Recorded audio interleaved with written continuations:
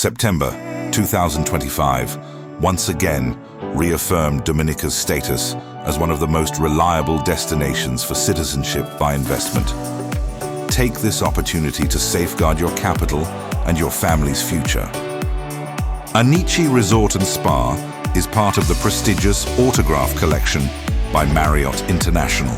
The resort has been approved by the Government of Dominica for participation in the Citizenship by Investment program. The minimum investment required is from $220,000 US. The second citizenship process typically takes between 3 and 4 months. Dominica Citizenship offers visa-free access to over 140 countries and territories, a favorable tax environment, and entry into the Caribbean market.